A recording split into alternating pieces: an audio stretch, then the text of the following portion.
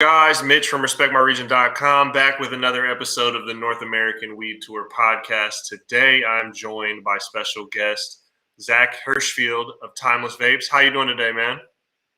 What's up, homie? I'm good, Mitch. How are you today? I'm doing great. It's funny, we were just talking off mic that we're in the same area. We're both in the Bay Area right now. I'm on a little vacay away from the home of Seattle, so we almost could have done this in person if I had better coordination, but we're here, man.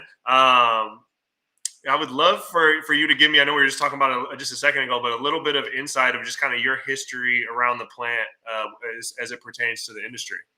Sure, of course. I like to think I have a fun little interesting story, but I'm sure we all have our own take on, why we're connected to the cannabis plant and why we choose to work in this industry, right? When there's plenty of other jobs out there that are much less stigmatized and easier to even get, but we all have a love for the plant, so here we are. I started using cannabis in high school, like many people. I was an athlete, and I was against it. Definitely didn't want to get high. I had some buddies that were using, and I told them I'm never doing that shit. I'm not gonna do that shit. And seventh grade, eighth grade, they tried, and then in ninth grade, finally, a buddy who had been trying for years, he told me that he had smoked weed with another one of our friends, and I was like, what? Like that guy got high? I'm like, all right, I'll get high. And I loved it. And here we are now. I did get in a lot of trouble when I was in high school for smoking weed. My mom caught me smoking weed and made it a huge deal. Told my baseball coach and all my friends' parents. And even though I was still a great athlete who got good grades, I definitely was stigmatized. People looked at me differently after that. And I definitely always had a little something inside me that wanted to prove to people that it really wasn't such a bad thing. My experience with it when I was younger was, yeah, maybe I got the munchies and got a little giggly, but I still did all my homework and I still excelled in sports and I, still did extracurricular activities. So I didn't see why it was such a big deal. When you learn about it in the DARE program when you're a kid and, in the movies and obviously parents, they make it seem like it's so bad, but I didn't think it was bad. I chose to go to college in Vermont, which on the East Coast has a pretty big reputation as being a cannabis-friendly school, University of Vermont. And I went away to college and had a great time, great experience with the plant. And then my freshman year, when I got home, found out my parents actually were smoking weed the whole time. So yeah, that one, like, I was like, man, I couldn't believe it. And it was cool. I was able to kind of share it with them after that. But still, I still had that inside of me that I was really bothered that I thought it did not ruin my life when I was in high school, but it affected separate things between relationships with my friends' parents and my baseball coaches. And I always wanted to prove to people it wasn't a bad thing. But out of college, I had a marketing degree. I was working for a marketing agency. I fell out of that and actually got into special education and was a teacher for years. But always still was a cannabis user. And then I had the opportunity to break into the industry in 2018 when it became legal in California. And it meant a lot to me. And I decided that was my passion and that was the route I was going to take. And I gave it my career of 8+ years, making a decent salary. Had lots of friends, the associates that I had worked with and bonded with over the years. But I still had that inside of me that I wanted to help break that stigma that cannabis was a bad thing. And I felt like I had an opportunity to do that. And I quit my job and took an entry-level job in cannabis because, I had no experience. So you got to start somewhere. And fast forward a couple of years later, and here I am helping manage sales for an amazing brand on the rise in Northern California. Yeah. And, we'll get into a little bit of Timeless in a second, but obviously Timeless is known for vapes. And through your history, right, of being a teacher, I'm sure discretion on use of both who knows and when and where you use is definitely a very important thing. And I know for myself, the coolest invention that legal weed has ever brought us is the vape pen. This super discreet way to consume, where people don't really know. I mean, you can put it in your pocket, bring that through security to most festivals, baseball games, anything. It's definitely one of my favorite innovations that legal cannabis has brought, just because I love to consume, but also being discreet is important in a lot of times. So how important was discretion for you when it came to consumption in your previous life, if you will? Yeah, I mean, discretion was a huge part of it. Of course, we all love the flower. We all love to smoke blunts with the homies and rip bongs and get lit. But I was a professional and definitely couldn't go around smoking, smelling like weed, smoking a joint in the car on the way to work. Just wasn't going to happen. So I moved to California in 2012. I became introduced to vape pens probably like 14 or 15, and changed my life. I mean, totally changed my life. Was able to get high everywhere and anywhere, be discreet, don't have the smell on you, you don't have the judgment, when you don't have the stigma. So it was a huge part of my life throughout teaching for sure. And then when I broke into cannabis and I came across this Timeless pen, my first week I was working for a consulting agency. Timeless was getting ready to break into California. They were consulting with the agency I was working for, and I met Timeless, and I came across this little case that they have for their pen. Keeps it upright at all times, prevents it from getting lint in there, leaking or sticking. And you hit the pen just like that, right in the case, man.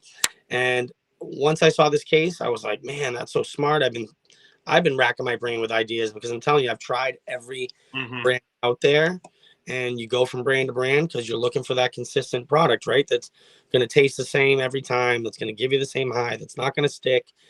That's not going to leak or drip. And you're spending 40, $50 on a pen. You want something that your investment is going to be protected. You know what I mean? So I came across this and I thought it was really cool. Continued to work for that company and do some projects with Timeless, and I was sold on their product. I mean, that was my new vape pen for the last 2 years. And then the beginning of the new year, I got connected with Timeless. I had a job opportunity. They were like, "Hey, you're smoking our product. You're wearing our clothing. Like we love your passion. Would you love to move up north and help grow the company?" And they made me an offer I couldn't refuse. I moved up here all alone. Essentially, I was my own GM, and I got to really go out and help grow the territory and run it the way that I believed it needed to be ran. And we're starting to make some noise. So definitely, vape pens are a huge part of my life, and everything happens for a reason. And like I said, that first week I came across this pen, and look where I am now. So timing's everything, and everything happens for a reason, my friend. Absolutely, absolutely serendipity or whatever you want to call it. Like you are where you're at because you're supposed to be there. I believe that. I want to talk about the case in a minute because that's a cool thing. But I would like to know just a little bit of the backstory of Timeless because obviously you said you were there on helping consult when they first were coming into the California market. Because I think we just spoke. You said they started in Arizona in 2011. So what's kind of the history behind the Timeless brand? Yeah, Timeless is new to California, but they are OGs in the game. They were founded in 2011 as a clothing company. Company's minority owned, privately funded, will remain that way. My boss, Rocky, graduated from college in Arizona. He scored a job with Supreme, the famous streetwear company. This was probably like early 2008 or 9, maybe. And he basically was already into streetwear and skateboarding, and he fell in love with branding and marketing, the business side of things. So he decided he was going to follow his own dream. He left Supreme and decided to open his own screen printing and skate shop. He decked it out. He had Supreme decks in there. He had tons of gear. He was making his own clothing.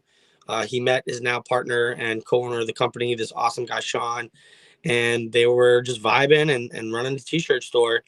And they met some guys who were doing extractions. They decided to partner together. Rocky decided to sell all of his original Supreme stuff. He made about 100K, and he put the money right back into the vapes and spent the next 3 years in his basement developing proprietary distillate blends that we have now, all very flavor forward and potent, 85 to 91%. Our guy Tanner, he's a wizard. He's a terpene wizard.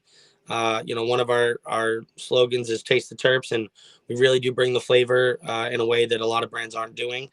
But they were ready to hit the market in 2015, and they partnered with Jupiter, first to adopt the C-cell battery in the US. And then they also developed this case, which, like I said, is a game changer. It's proprietary to our brand.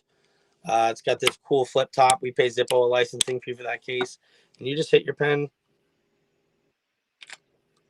just like that. And it's discreet. No one sees it. And then the other cool thing is we use this as a canvas to do a lot of cool art collaborations. So these are all, we've done over 100 cases. We've done a collab with 2 Chainz, with Ghostface Killa, with the Super Troopers, with Slobby Robbie, with Think Space, tons of artists from coast to coast, Ricky Powell, Lamar Supreme.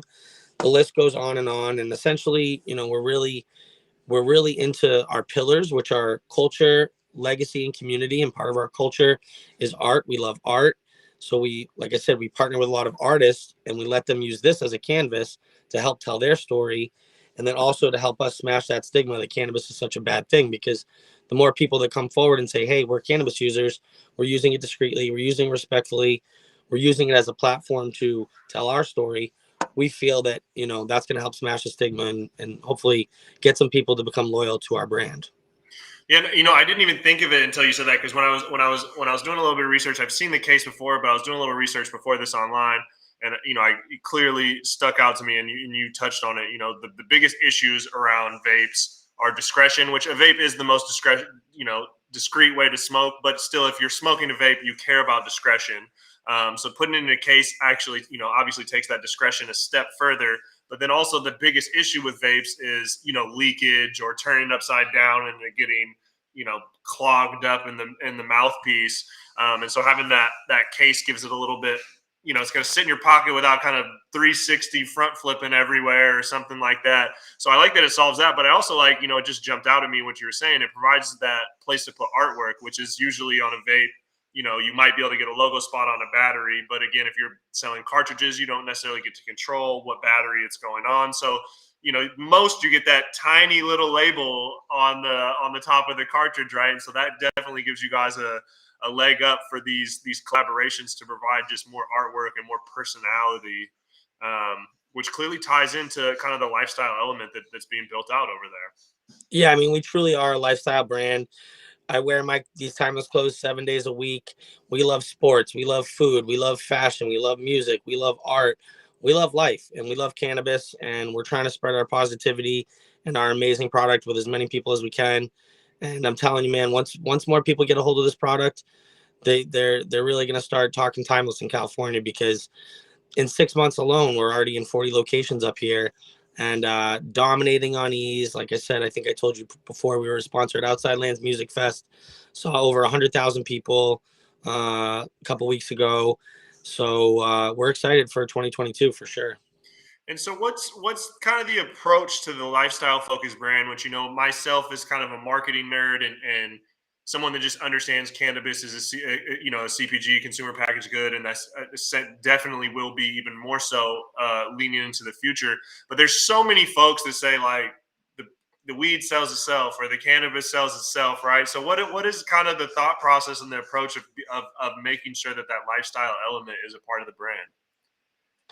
Well, there's no question the product speaks for itself. And that's what, like you said, you need the product to speak for itself. But, we look at it just like you said, any CPG, whether it's alcohol or clothing, or people want to be loyal to something. They want to find a product they can depend on. The only reason, in my opinion, they bounce from brand to brand, there's two reasons. It's either price or they haven't found what they like yet. You know what I mean? So we're trying to find that happy medium where, we're not the most expensive card out there. We're not the cheapest card out there. We're not a low price leader. You do get what you pay for. And when you buy Timeless, you're getting not just a quality cannabis product, but you're getting a glimpse into the Timeless lifestyle. When you buy Timeless products, we have the dopest swag, man. We have the dopest merch. You're getting hooked up with hats, with hoodies, with cool swag items that no other company has. We just released this awesome swag item that we've been handing out. It's a dab cap. So what it is this little rubber adapter. You can put your pen in it and then put the dab cap to a bong and rip your pen out of the bong. Okay, we have our logo on that, and we have a QR code that scans to our website that tells you all the places you can get Timeless. So we were partnered with a dispensary this past weekend in Modesto. We did a yoga event, and it was outside at a restaurant. So we were able to consume on site, and we had a sampling station. And normally we do sampling stations. We just let people try our pens. Well, we were using the dab cap. I had a brand new bong, creating that experiential event experience that people can tie back to Timeless and not just say, okay, that was a quality product, but those are quality people. It was a fun experience. I got these items. I'm going to remember it. I'm going to come back and I'm going to mess with Timeless. Does that answer your question?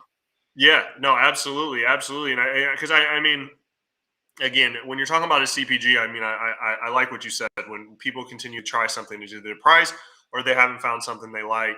And I think, obviously having a brand is something that you can, it's recognizable, you have a great experience with something, and then you can recognize that brand to continue that great experience, or it's like you see parts of yourself in a product or a brand, right? Like, I associate with this product because of the lifestyle I live crosses over with this. And I think that's an important thing to know. Obviously, California, I know the brand started in Arizona. California definitely understands that in a marketplace. It's very tough to crack into the market without that.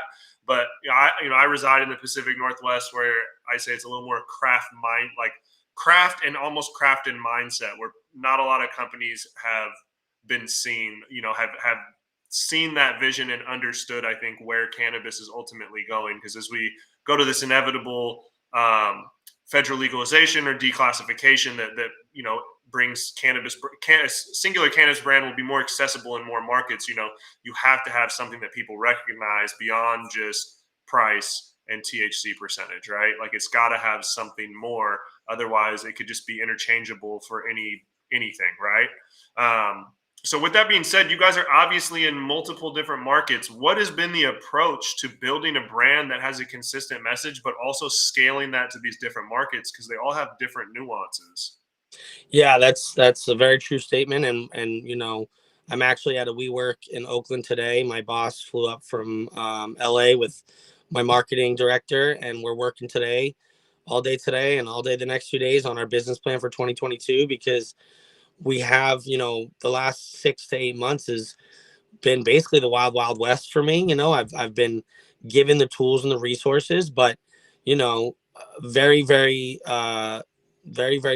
little to answer to. I've had free range to kind of do what I need to do to corner my market and attack my market. And now that we've hired a team, we need to decide how we're going to scale up and how we're going to be strategic and who we're going to target and where we're going to allocate certain funds, and if it's going into marketing dollars or event dollars or whatever. But definitely is a challenge. And of course, every market's different. Scaling up in Oklahoma and scaling up in California are two totally different things. You're talking, different price points for product and biomass. And I mean, half grams in Oklahoma are $75. You can't even get anyone to carry a half gram in California because there's not enough profit, margin on the profit. So it's definitely a challenge, but we have great teams in every state leading the charge. And we just kind of, like I said, I think when we talked before, we collaborate and we communicate with each other, and we kind of see what's working and what's not. And I won't lie, some of these other states, the Missouri and Oklahoma, they definitely look to us in California kind of as the leaders culturally, right? Because California, they started cannabis, right? This is where all the brands started. Connected and Stizzy and all these brands that are going to be MSOs and going to be huge competitors. They're OGs in California, so they look to us to kind of set the standard. But at the end of the day, we do have a consistent message. We are a lifestyle brand. We stay true to our roots. Like I said, all those things that we love, that's what we love, and those are the types of things we're going to get involved in. And as we grow, I'm sure there'll be lots of other demographics we target, but we always stay true to our roots. Community, legacy, and industry. Yeah, and for something for you, obviously you're not just, a rep of getting products into stores and on shelves. You're also building out this brand, very much building out this brand in the state of California. What's kind of the balance between making sure, obviously from the sales perspective, of landing new accounts, getting product on shelves, but also making sure that products are connecting with consumers, right? Because there's two-pronged approach. You need to sell to get into stores, but then in collaboration much of the time with the stores, you need to sell to the people so the product moves off the shelves, so the circle continues. So what's Yep. kind of the approach with kind of those two different dynamics going on? That honestly is like the favorite part of my job. I love people and I love cannabis, and I just want to connect them. I want to connect the people with a good product, and we have a great product. So, we're very big into representing our brand within the dispensaries we're in with our partners. So I work I work really hard to become friends with my partners, with my buyers, with my dispensary owners. I get to know them by name. We have a whole what we call kindness team. Essentially, it's a group of brand ambassadors And when we land an account or a partnership, we come in and we provide 2 bud tender educations a month. And that's every month, not just the first month, because we know there's changeover. We're dropping new products every month. We need them to be updated. We make sure we're getting them samples. So we're in there twice a month, connecting with the bud tenders, educating them. And then we're in each dispensary doing 2 demos a month. So we'll be in there with a representative, one of our kindness team members, and we're generally doing some type of promotion, whether it's buy one, get one on the cartridge, or a buy one, get a battery and flip case. This is generally what we like to do. It gets the customer to, we get this in their hand. And then once they experience it, they're going to come back and hopefully put a Timeless card in it. But we're always doing buy one, get one on cards for special events and when we launch with a dispensary partner. And honestly, the constant communication and collaboration and making sure we're on the schedule to go in to do our 2 demos a month, that really helps the relationships keep going, helps drive the product off the shelf. And I'll tell you, man, you can miss one demo for whatever reason. Maybe someone had car issues or the dispensary and I didn't communicate properly and they're short on product and you fall out of favor real quick. So you have to really stay on top of your stuff, be communicating, be likable, and just make sure your partners know that you're there to work and that you're there to be a true partner, not just the guy who wants to sell some product and then give them a call when they need more. You need to be involved and you need to help push that product. And that's my main concern. And even when I go in and I negotiate prices with my partners, yeah, I could sell in at X amount of dollars, but if that product's not going to move after, they mark it up to their price, that's a problem. So I work with them to make sure it's a fair price where they're going to make their 50, 60 points. And then the consumer is going to come back to buy it again and again and again and again and again. Because if it's a $55, $60 cart, it's going to be hard to sell them on the first try. You know what I mean? So we need to find that price that works well for everyone, where we're still competing with our competitors, but maybe, a couple bucks underneath them. Because I'm telling you, once they try our product, they're going to come back for it.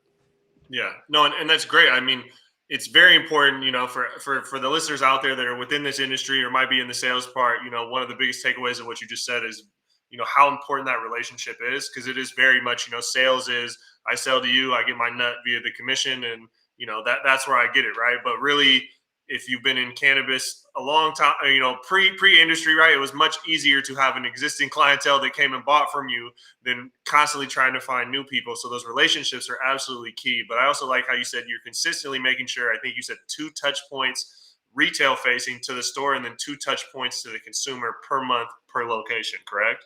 Correct. Yep. And then, like I said, we're all about experiential marketing, right? We want to create that experience for the consumer. So while we do the buy one get ones or the battery flip cases, we're also have a great merch table. We have some amazing promo items we give away, like the dab caps, and then we're doing, creative activations. We partnered with Blunts and More in Oakland. I know you're in the area. If you have a chance, stop by there. They wanted to charge us, over $2,000 a month for just a shelf space in their dispensary with 20 other brands. We wouldn't have stood out. And, but I developed a relationship with the manager and the buyer. They have a basketball court outside. And I'm like, how about we brand the basketball court and we throw events out there? We'll put your logo, we put our logo, we'll put our logo on the backboard. And we had our guys brand the basketball court. We're actually throwing an event there on Saturday. We'll have a DJ. We're doing a foul shot contest. And then we're actually doing Beat Team Timeless. They can face me in a game of B&M, Blunts and More, aka it's like a horse game.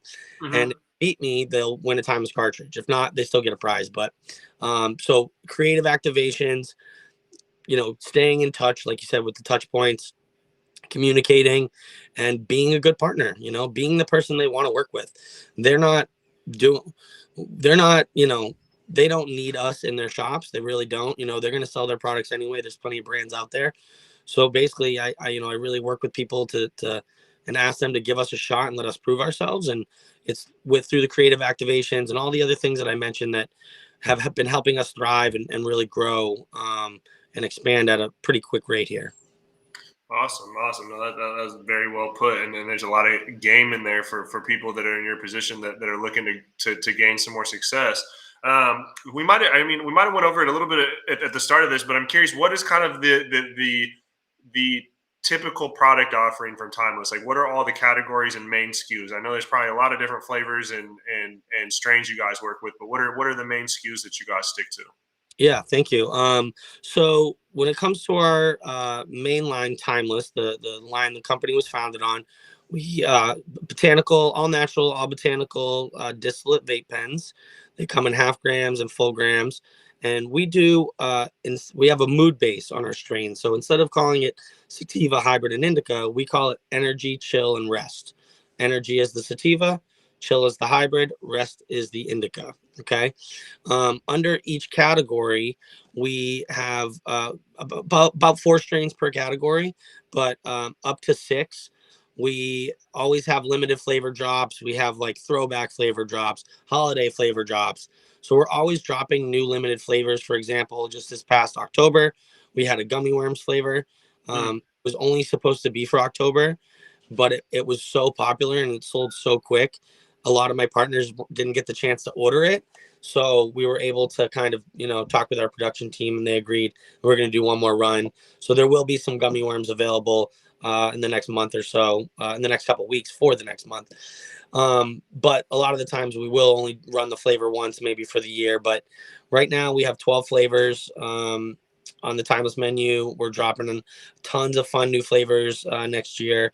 One of them I can drop a little teaser. It's called Sharkleberry Fin. Do you know what Sharkleberry Fin is? no, I have not. I haven't heard that yet. So when I heard it, I'm like, that sounds so familiar, but I couldn't remember what it was. It was a Kool-Aid flavor in like the Oh, 2000s. So Google, yeah. you'll see the image and you'll be like, oh. So that flavor's coming out, I think, in the spring.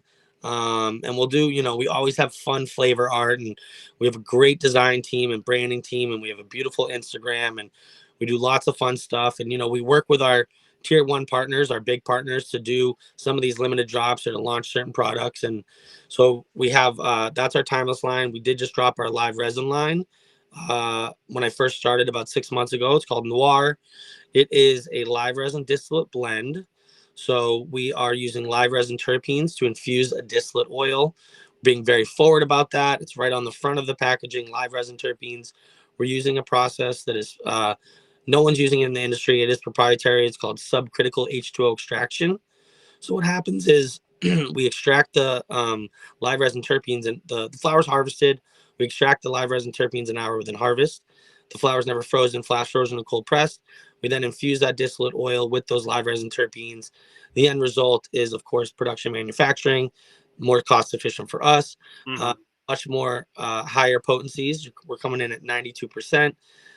True live resin cartridges are about 68 to 75. Much more consistent and clean burn on the oil. You're not getting any crystallizing or sticking or leaking, which does often happen with live resin carts. Yeah. You pay a higher premium, and the quality of the pens, it's just, you can't put a concentrate in a pen.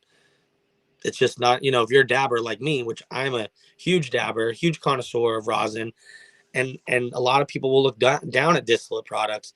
I'm telling you, man, I, I'm the biggest snob out there, and our products, the live resin and the distillate, stack up flavor, quality, potency wise to all the brands out there. And then the most important part for me is consistency. I am a vape pen consumer, and we have less than a 1% return rate. Like I told you, when you spend 50, $60 on a pen, you want to make sure you get through the whole thing. And with ours, if you keep it protected in this case, you're going to get every hit all the way to the end, every last hit. It's going to taste just like the first. So that covers our Noir live resin line, all classic strains, Jack Herrera, Northern Lights, Tahoe OG, Orange Crush, and they taste literally just like a fresh flower. Mhm. Unrivaled taste on the market due to the proprietary method we're using, and the price point is great. It's coming in a little bit cheaper than most of those live resin pens, and like I said, you're going to get just a little bit of a different experience. We are also going to be dropping some new products in the next year in California and in Arizona. These products already exist. Obviously, Thomas has been around. We have a mini pre-roll coming out. We're launching in February called Joylo. It's 12 quarter gram joints, joints for the young professional, smoker on the go, quick, discreet, high quality flower, sun grown but full flower. And we'll be coming in at a pretty good price point. That'll be in February. And then following that on March, we're dropping another pre-roll, and it will be infused with distillate and rolled in keef. And that will be called Tumble. And it's going to be beautiful, kind of hand-drawn vibe, similar to like, I don't want to compare it to anything, but just a little bit different than what's out there right now. Mhm. So that's what's on tap for 2022 in the first quarter. And then, you know, we're talking about concentrates, and we have some other things down the line too, but can't go there just yet. So even with these pre-rolls, it seems like the discretion is still going to be a part of the product offering, correct? Yeah, I mean, it's the world we live in. You know, cannabis is still stigmatized. We will be dropping so we have the Joylos and then Joylo Plus, which will be, I believe, uh, half grams. They might be full grams, but either way, we're offering both. Okay, because there are lots of people that, yeah, they like I said, it's a joint on the go for the young professional to be discreet, and a lot of the times, not everyone's like you or me, where they need a whole joint to get high. 2, 3, 4, 5 hits, and they're good to go. So we're trying to get all the demographics, and you know, it's not under the Timeless name, but we use our same branding and marketing skills, and we're going to be doing a lot of fun things with these brands, and you know, it's just going to help our ticket sales and help us get into these dispensaries, because the fact of the matter is, we're a botanical distillate vape brand. We're the most competitive market in the state. Yeah. And, you know, we don't come in at the lowest price point either, because we're not a low price leader, like I said. So it's hard, you know, it's been hard for me to even get in. I've landed 40 accounts, which is awesome, but you know, there's a lot of doors that I haven't even got into, because you can't even get the meetings because no one wants to talk to just, you know, we only have vapes right now. So once we get these other offerings, we're hoping we'll be able to get in some more doors. And then, you know, just start to grow the brand just like we're doing. Yeah, yeah, it is definitely competitive in the vape market, and one of the things that I wanted to ask about too is that, you know, are you guys still facing any challenges as a byproduct of VapeGate that obviously shook the industry pretty significantly? I don't even know, 2 years ago now. Obviously, that, you know, it was more the black market stuff, but the implications and the regulations passed down everywhere kind of shook that whole industry, you know, supply chain up. Again, I'm an everything cannabis consumer, definitely a vape pen pretty frequently as much. And so I never whammed off or, you know, weaned off it. But did you guys face any challenges just around that, or the market kind of slowing down because of that? Or is that kind of blown over at this point? Yeah, I would say it's blown over. You know, I definitely wasn't with the company at the height of that scandal pre-COVID. I was familiar with the company, and you know, we were friends and whatnot. But at that point, Timeless was just scratching the legal surface in California. So I'm not sure how they dealt with it in Arizona versus California. But nowadays, I don't think that's a big deal. I mean, more so with the consumers, you know, when you're doing educations and you're in store doing demos, and you know, people will say, "Oh, I don't do vapes because of that, or because Hmm. of what's in it." And I agree with them. I say, "Listen, I don't blame you. There's a lot of stuff out there, and you don't know what you're smoking, but." Let me turn you on a Timeless, and I let them know, you know, all natural, all botanical, no substitutes, no fillers. From experience, one of the cleanest hits you're gonna have, and one of the nicest highs. And you know, I just like to educate people, and if Timeless isn't the product for them, that's fine. I'll turn them on to something else. But I want to create that experience for them where they say, "Hey, that guy was really nice. I'm Hmm. gonna send my cousin over there to buy Timeless." You know what I mean? Because they remember my smile, or they remember that I gave them a little keychain, or just that I connected with them and told them a story or bonded with them. You know, so that's the approach I take. Education, education, education, education. That's what's going to help us win. I was a teacher for 8 years, so I really stand by that. And when I broke into cannabis, that was my MO, was that I was going to do it with education. And, you know, I think I told you there was a year and a half when I tried to get into cannabis to when I actually got hired. And in that meantime, I had started an Instagram just about cannabis education. And every day I would post like 2 or 3 things, Hmm. whatever I wanted, whatever I thought was interesting, if it was current news or just a review on a strain or anything and everything. And it wasn't, you know, I gained a little bit of a following, but it wasn't for that. It was more to build a portfolio for myself and kind of immerse myself in the industry. And, you know, and it definitely helped do that. But again, that's just the teacher in me, and knowing that like that's what's going to help smash the stigma. The reason people hate weed is because they were taught like false information. So we need to teach them the right information and then let them make the decision on their own. Absolutely, absolutely, and we're very passionate. Myself personally, but the entire RMR staff is very passionate about transparency on products and educating the consumer and giving the consumer a chance. A lot of consumers do not care what they put in their body, whether it's food, whether it's whatever. And any one of us likely consume some sort of product that we do not put very much effort into research. But it's important to have the information out there if they so choose to educate themselves. And it's obviously important to protect consumers. What are some of the things that Timeless ensures to do for just consumer safety? We obviously, by state law, have to get all of our product tested, so we are complying with that. And we don't get hits for any residual solvents. We are solvent free, which not solvent less, but solvent free, meaning by the end of our process, we are free of solvent. Um, so we definitely stack up to the state standards there. And then quality control, we have our guys, myself included, going into dispensaries, secret shopping, buying our product, making sure that the expiration dates aren't within 6 months, and that product tastes correct, and that there's no defects within the cartridges. And like I said, we do have less than a 1% return rate. I've been doing this job for 8 months now, and I literally think I've done about probably over 500,000 in sales, and maybe I've had 6-7 carts returned to me being defective. So that's definitely good. But just like we take the time and the effort to be good partners and to make sure our branding and marketing is on point, we take the time and the effort to inspect our product and make sure everything's up to state standards, and that it's something that we all would consume. I feel like I couldn't be as passionate about the product if it wasn't quality. You know what I mean? Like, I couldn't be out here slanging garbage. And like I said, I do consider myself a connoisseur or even a snob. And the fact that I love our product, it means it has to be good, dude. It's got to be. Yeah, absolutely, and those are very important points, and I take that passion from yourself that is definitely the truth. Man, so I know you said taste the terps, I believe, is one of your guys' mantra, correct? That is correct. Yep.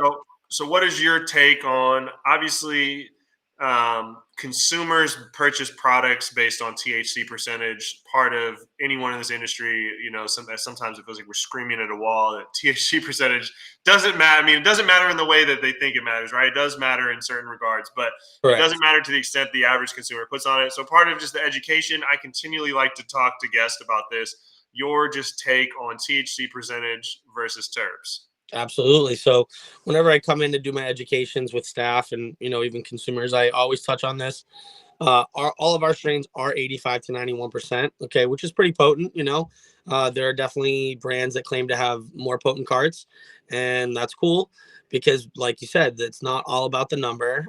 We have certain sativas that have a higher total THC percentage than some of our indicas, and people will be like, "Well, I want the one with the highest. What's going to mess me up the most? How is the sativa higher?" And I tell them, "Listen, our guy Tanner, he is a wizard. He is a genius. He takes a lot of pride in his terpene combinations, not only for the flavor, but that desired entourage effect. So when you're smoking an energy cart, it's going to have that true sativa feel.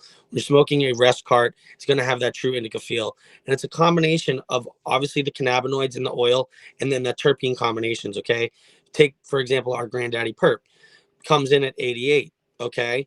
We have a sativa that comes in at 91, the Maui Wowie. Well, the Granddaddy Perp is going to hit much heavier because it's got certain terps in it, and it's got CBD, and it's got CBN, and all of those combined are going to create what we know as the entourage effect, which is what delivers the high that you're looking for, whether it be an indica, sativa, or hybrid. So that's kind of what I tell people. Of course, like, percentage does matter to an extent, but at the end of the day, it's not the end all be all. It's not totally indicative of the high you're going to get.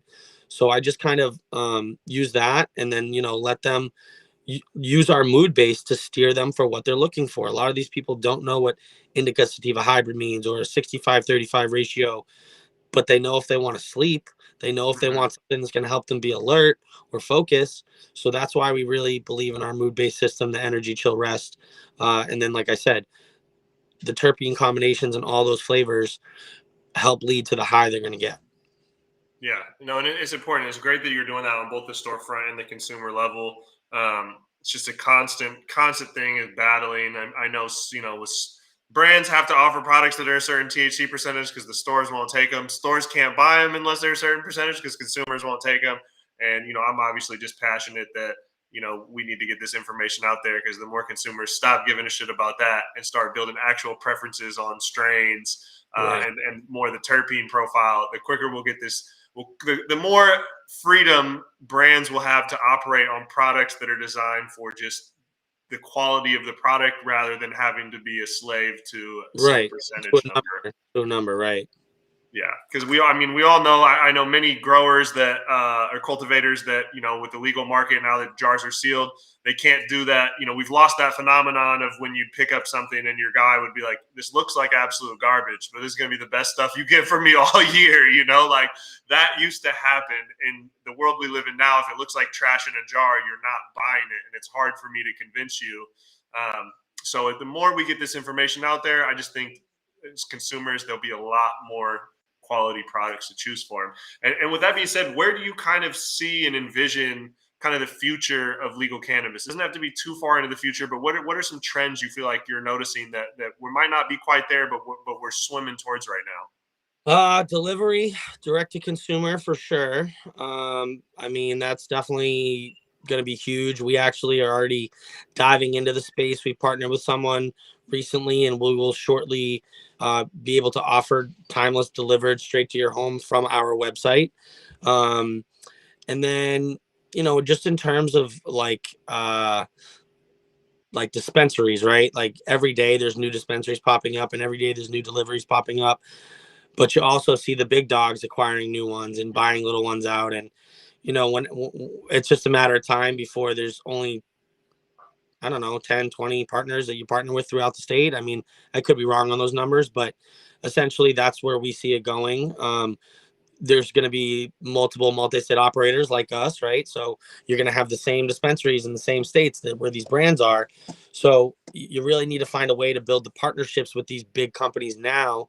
And that doesn't mean that, you don't work with the mom and pops, but you just have to be strategic and, put the proper marketing dollars, in the proper place and really, target who you think is going to help you grow in the correct way, the way that we need to grow. And we're talking about multi-state operating. We want to be a national brand. We believe what we have is a quality product, and we believe in our team and our message, and we think we have what it takes to be one of the big brands in the end.